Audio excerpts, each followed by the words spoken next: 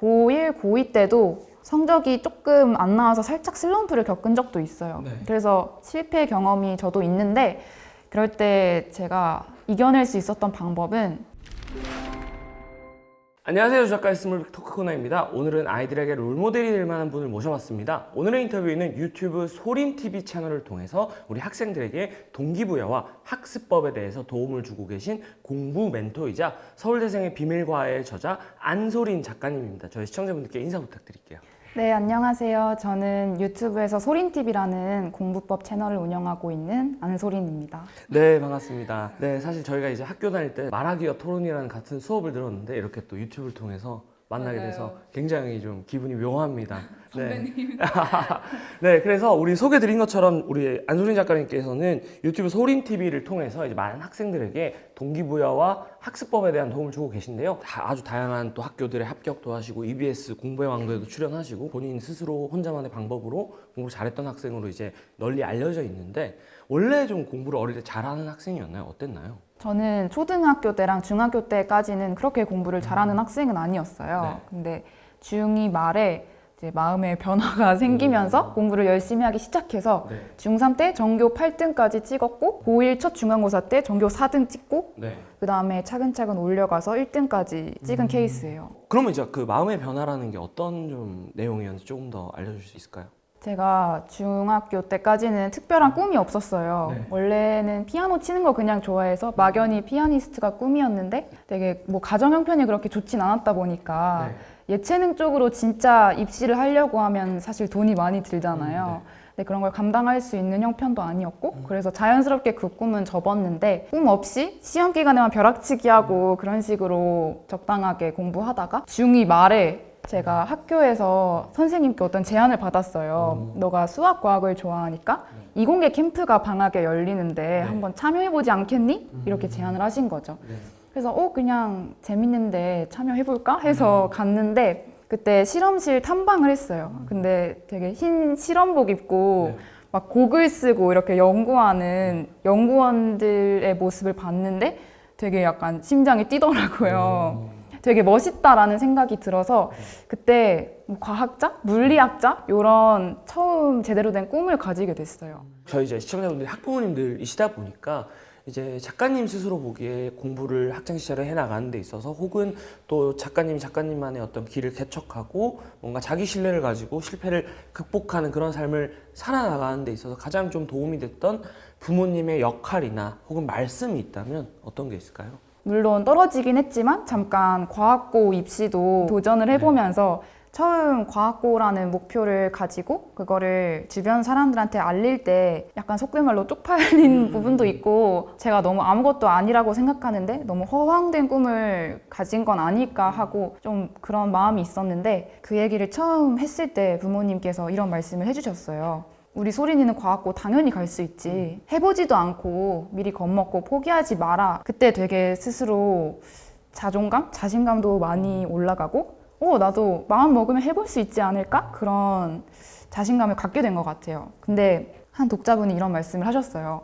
이걸 읽으면서 되게 와닿았던 게 내 자녀가 만약에 과학고 가고 싶다라는 말을 했다면 나는 이렇게 대답했을 것 같다. 그니까 미리미리 공부 잘하지. 그래서 이런 저의 부모님의 되게 자녀에 대한 좀 순수한 그런 사랑? 그런 마음들? 정말 지지해주고 응원해주는 그런 태도를 배우게 됐다라고 말씀을 하셨어요. 그런 자녀에 대한 사랑이나 응원, 정서적 지지가 굉장히 중요하지 않을까 생각합니다. 결국은 뭐 공부든 뭐든 실패를 극복하고 어떤 성과를 내는 모든 사람들이 얘기하는 것이 결국은 누군가의 정서적 지지, 믿음, 그리고 그게 주로 부모님이었다. 그래서 말씀하신 것처럼 공부든 뭐든 사실은 잘하고 싶지 않은 사람은 없다고 생각해요. 근데 결국은 정말 열심히 몰입하기 어려운 게 이거 내가 잘할 수 있을까? 이거 할 수 있는 걸까? 생각을 많이 하는데 그때 본인 스스로 그런 확신을 못 가지더라도 옆에서 부모님이나 혹은 누군가가 너 할 수 있어. 너 이거 해보지도 않고 너 충분히 할 수 있어.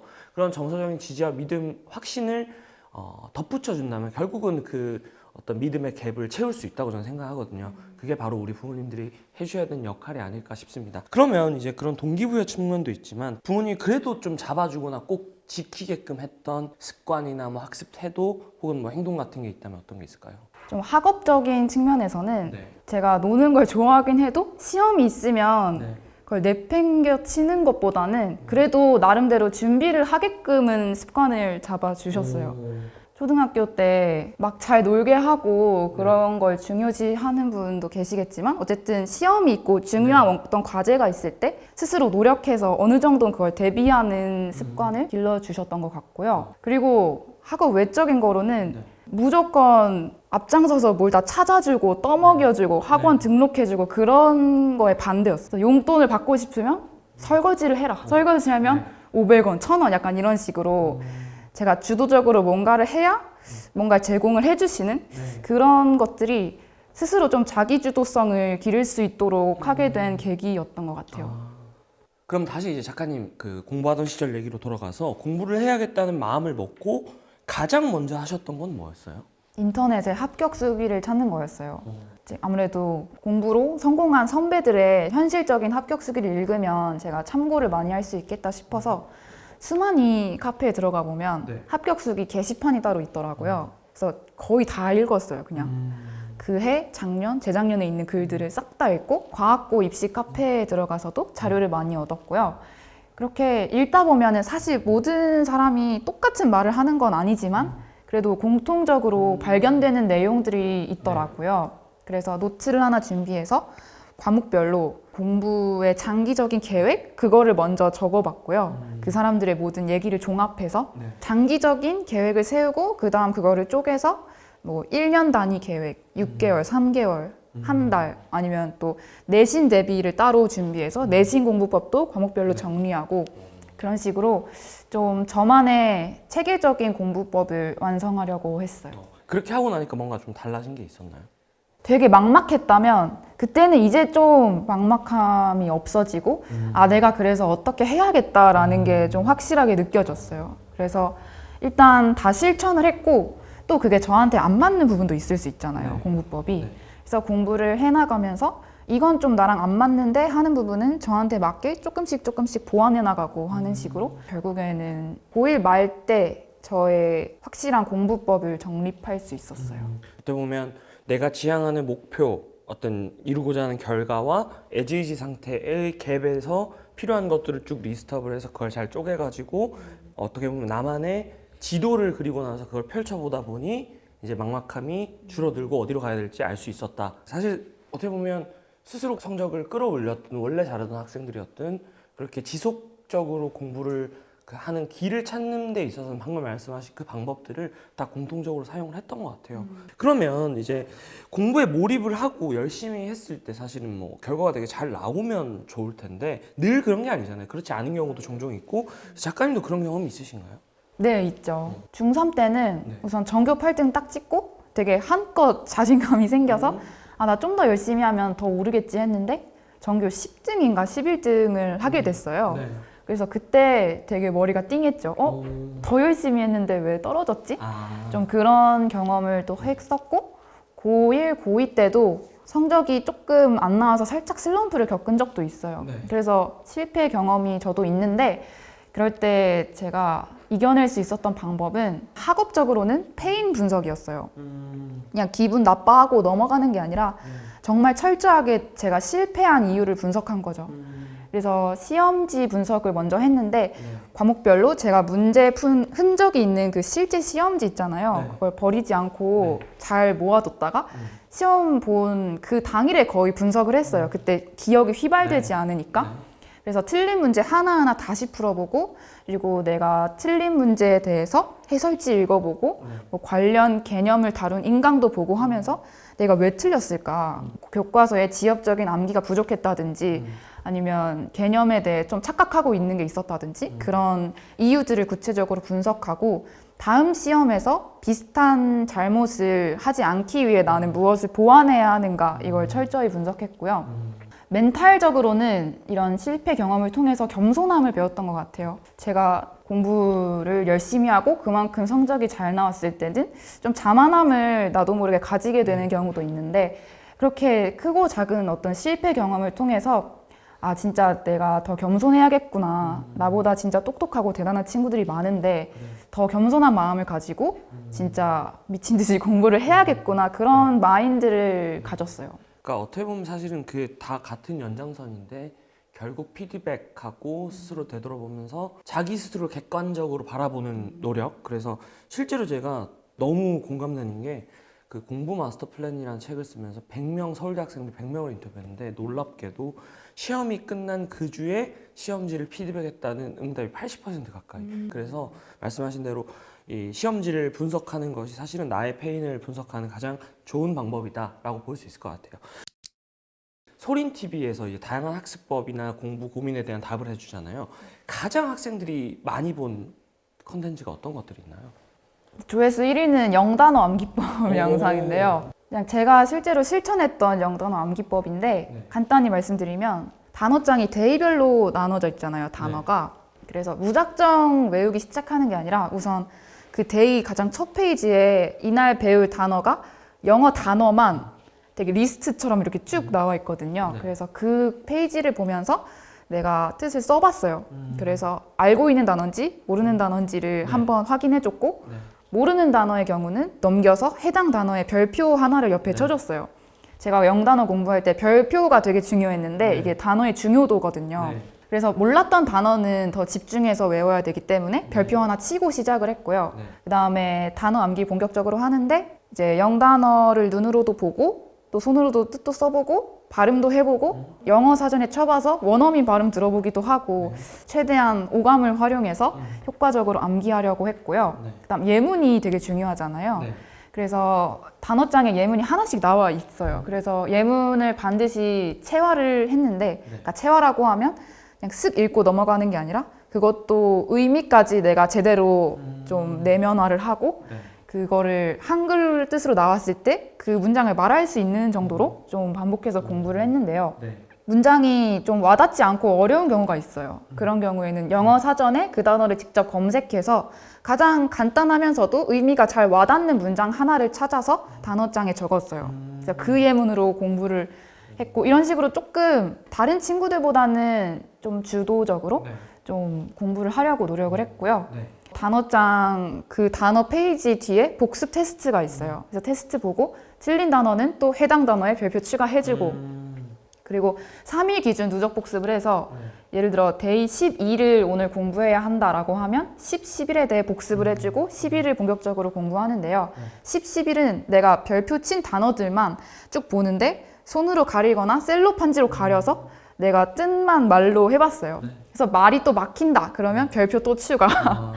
그러니까 결국은 이게 그러니까 되게 본질적인 얘기들을 좀 이렇게 추출해 보면 내가 알고 있는 것과 모르고 있는 것의 갭을 계속 확인하면서 구멍을 집중적으로 채워갔다는 거고 그냥 앉아서 깜지 쓰듯이 외운 게 아니라 입이든 말이든 손이든 어떤 다양한 감각을 활용했다. 그리고 그 안에서 단순히 단어 하나를 띡 외우는 게 아니라 예문을 활용해서 그 의미를 조금 더 묶음 단위로 기억할 수 있게 노력했다라고 볼 수 있겠네요. 우리 학생들이 이제 유튜브를 많이 볼 텐데 그럼 학생들이 좀 공부를 하면서 가장 좀 어려워하거나 힘들어하는 지점 혹은 가장 많이 하는 질문 이런 게 있다면 어떤 걸까요?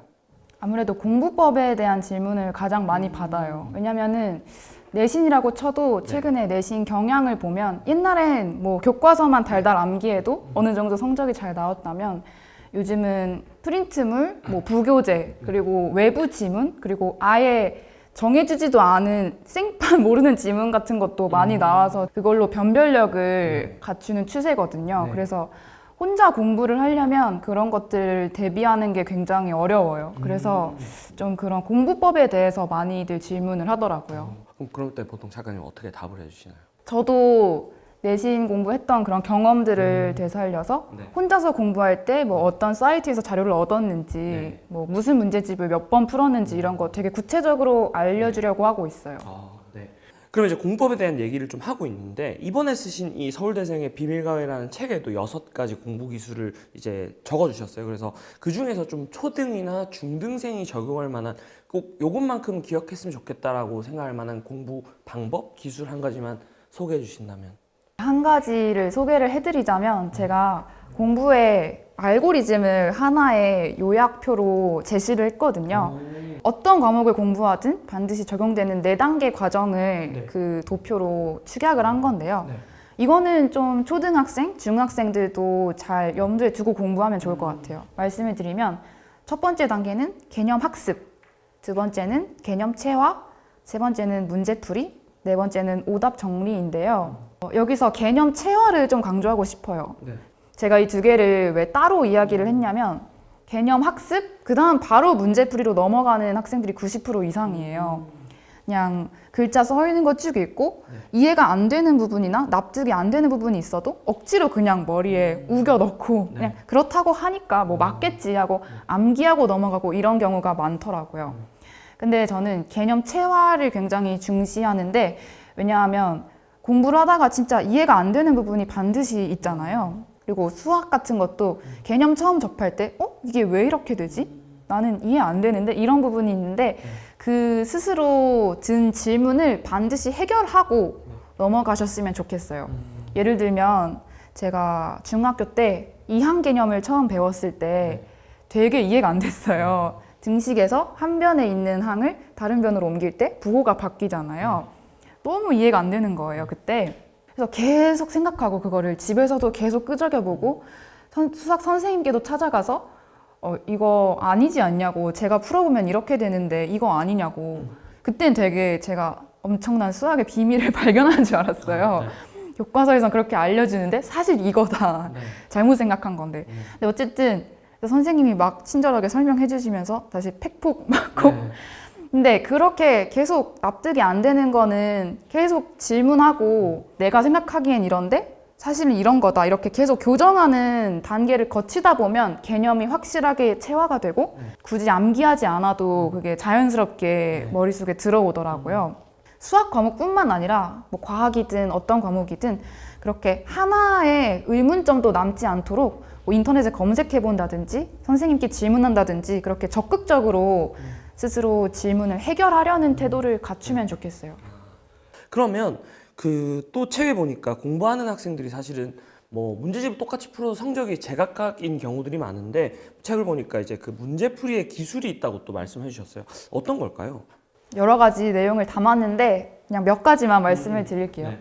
첫 번째는 문제 풀 때 마인드셋 자체를 바꾸셔야 하는데요. 문제를 틀리면 기뻐하라 라고 제가 써놨어요. 네. 문제를 틀리면 다들 기분 나빠하잖아요. 그리고 그냥 오답하는 것도 괜히 자존심 상해서 대충 하고 넘어가고 그런 경우가 많은데 저는 문제 틀릴 때마다 되게 기쁘고 되게 기분이 좋았어요. 왜냐하면 나의 약점, 내가 부족한 점을 알 수 있도록 만들어준 문제이기 때문에 너무 고맙다, 이 문제가.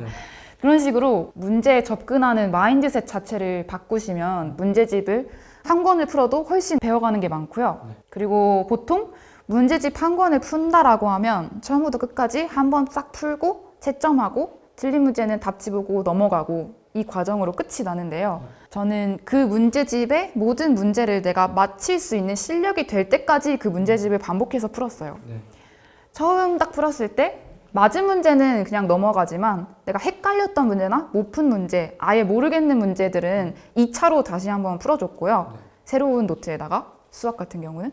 그리고 2차로 풀었는데도 또 틀렸다. 그럼 3차 풀고 3차도 틀리면 4차 풀고 이렇게 되게 진짜 집착같이 그 문제를 정복할 때까지 반복해서 풀었는데요. 그런 반복해서 문제 푸는 습관을 들이셨으면 좋겠어요.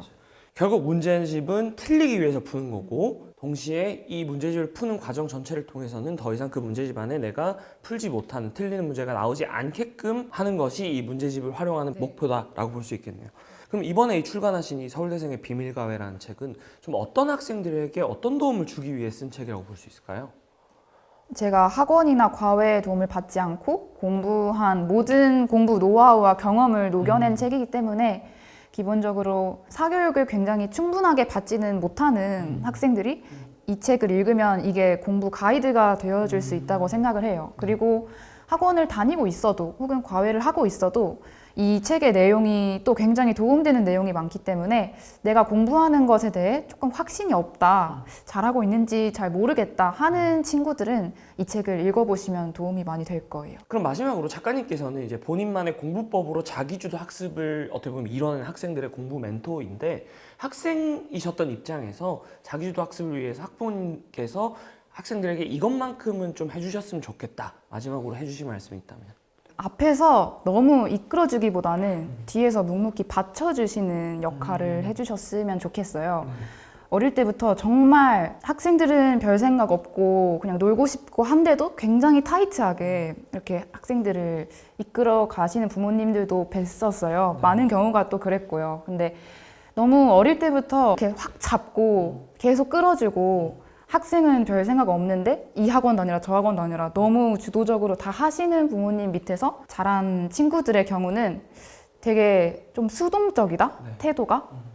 어차피 알아서 다 해주기도 하고, 또 내가 뭔가 하고 싶다고 해도 그런 게 잘 반영되는 가정의 분위기도 아니고, 그렇기 때문에 결국에 대입이나 그런 큰 이벤트에서 조금 퍼포먼스가 약간 저조한 경우도 꽤 봤어요. 어느 정도 학생이 또 의지가 있고 그런 도움이 필요하다면 적극적으로 서포트 해주시는 게 맞지만, 일단은 기본적으로는 좀 뒤에서 묵묵히 받쳐주시는 포지션으로 대신 충분한 사랑과 응원을 제공을 해주시면서 이렇게 좀 받쳐주시는 역할을 잘 해주시면 학생 입장에서 너무 큰 부담을 갖지 않으면서도 내가 진짜 목표가 생기고 할 마음이 생겼을 때 그런 부모님들의 많은 지지를 통해서 더 잘 날아오를 수 있지 않을까, 그렇게 생각합니다. 네, 그래서 사실 제가 우리 소린 작가님 이번에 책에도 추천사를 쓰고 했는데, 뭐 모든 학생들이 다 서울대를 가거나 모든 학생들이 뭐 다 공부를 잘할 필요는 없다고 생각하지만, 제가 학교 다닐 때 이제 그 소린 작가님의 모습을 보면서 되게